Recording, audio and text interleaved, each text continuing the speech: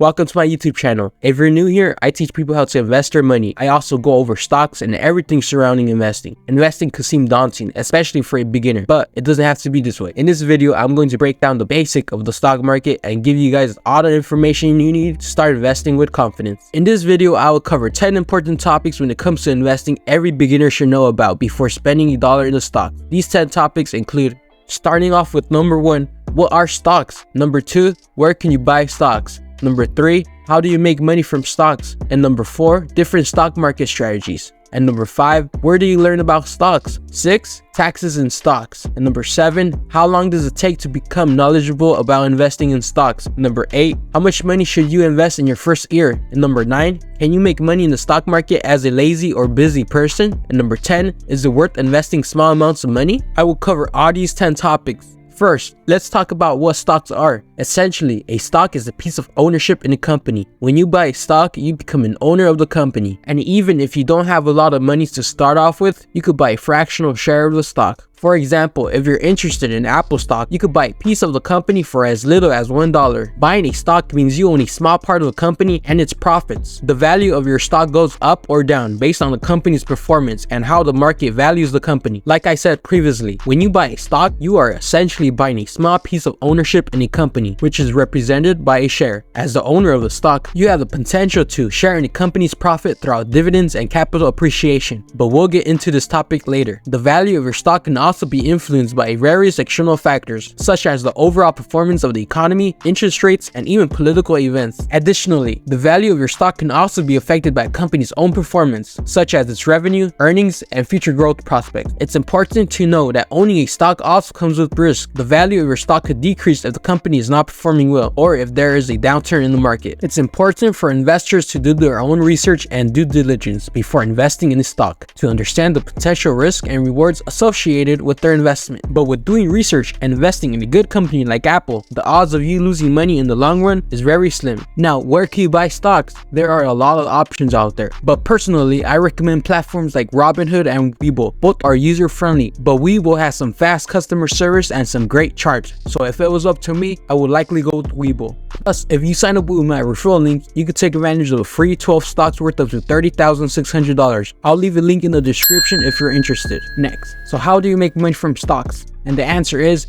there are a few different ways, but the two main ways are capital gains and dividends. Capital gains are the profits you make when you sell a stock for more than you paid for it, and dividends are payments that some companies make to their shareholders, usually on a quarterly basis. Some companies pay out dividends, which is a portion of their profits. This is usually paid out every quarter.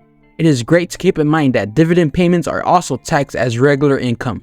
Now, let's talk about different stock market strategies. Day trading is an expert level strategy and can be difficult for the average retail trader. It involves buying and selling stocks within the same day in hopes of making a profit from the short-term price movements. There's also swing trading. Swing trading is also difficult, but less than day trading. This strategy involves holding onto stocks for a few days to even a few weeks in hopes of making a profit from the short-term price movements. But my personal favorite strategy is long-term investing, as it is the safest strategy. This strategy involves holding onto stocks for a period of months, years, or even decades, with the expectation that the stock price will increase over time due to the company's growth and performance. And this brings us to the next question, which is, where do you learn about stocks? And the answer is, there's a lot of articles and YouTube channels out there that can teach you about the stock market, including mine.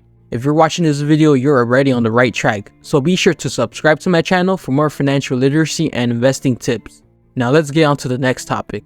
Now let's talk about taxes. When it comes to stocks, you'll pay taxes on the capital gains, which is the profit you make when you sell a stock for more than you paid for it. The tax rate for capital gains varies depending on how long you held a stock for. For example, short-term capital gains, which are gains from stocks you held for less than a year, are taxed as ordinary income. Long-term capital gains are gains from stocks held for more than a year and are taxed at a lower rate. Did you know that dividends are taxed as regular income? It's important to keep track of your stock transactions and the cost basis. For all my newbies, cost basis is the original purchase price. So let's say you buy stock at $5, the original purchase price will be $5. With taxes out the way, now let's hop on to our next topic, which is how long does it take to accumulate knowledge about investing in stocks? And the answer is, it depends on how much time and effort you put in. Everyone has different learning styles and pace. Some people may be able to grasp the basic of investing in a few weeks, while others may take several months or even years. It's important to note that investing is a lifelong learning process. The stock market is constantly changing, and new information and insight are always emerging. Even experienced investors continue to learn and stay informed about the market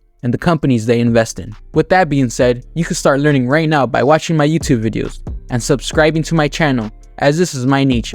I like posting videos relating to the stock market and investing, so it wouldn't be a bad idea to subscribe. Another way is by reading articles. There's also a lot of books and broadcasts and even online resources that can help you learn about investing. But it's important to not only learn about investing, but also start taking action and start investing. It's one thing to know about investing, but it's another thing to start putting it into practice. Another way to accumulate knowledge is throughout practice, which is why I recommend starting small and experimenting with a small amount of money. This will help you gain experience and confidence, and you will learn from your mistakes without risking any significant amount of money. Ultimately, the key is to take a consistent and persistent approach to learning about investing.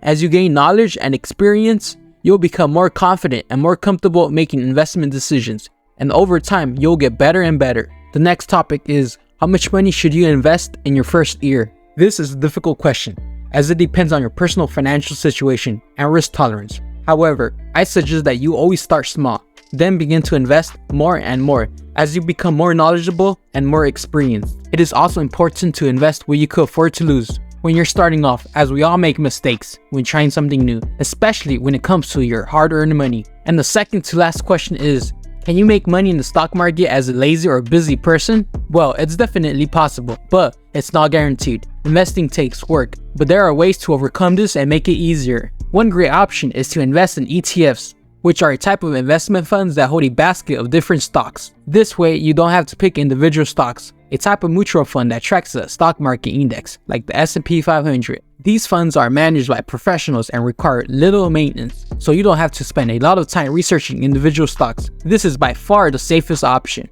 Did you know that the S&P 500 holds the top 500 companies in America? The S&P 500 has a long history of delivering strong financial returns for its investors. The average historical return for the S&P 500 is around 10% per year, which is considered to be quite high compared to the other investment options, such as bonds or real estate. One of the main reasons for the strong returns of the S&P 500 is its diversification. The index comprises 500 of the largest publicly traded companies in the United States, which means that it includes a wide variety of industries and sectors. This diversification helps to spread out the risk and protect its investors from the negative effects of a poor performance by any one company. In fact, did you know that Warren Buffett, often referred as the Oracle of Omaha and considered one of the most successful investors of all time, has long been a proponent of investing in the S&P 500.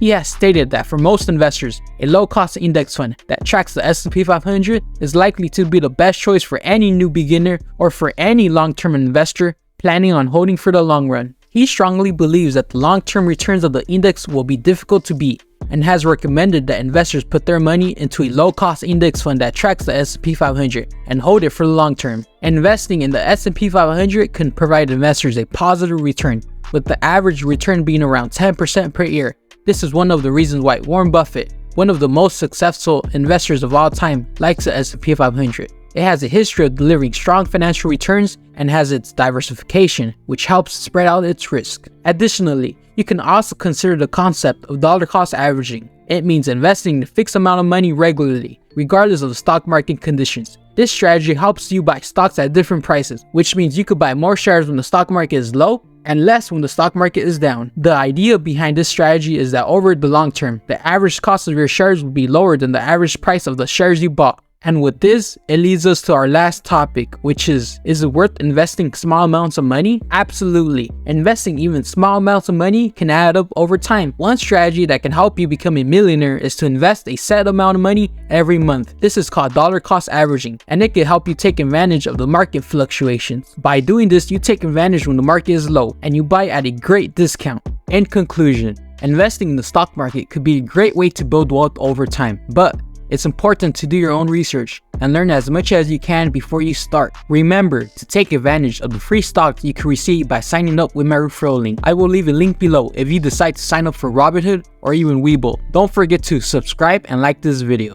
I educate and teach people when it comes to investing. So it wouldn't be a bad idea to invest in yourself and subscribe to my channel if you wish to know more about the world of investing. It's been your boy Kendrick. See you on my next video, and I'm out. One last thing, this is not financial advice, so don't sue me. Peace.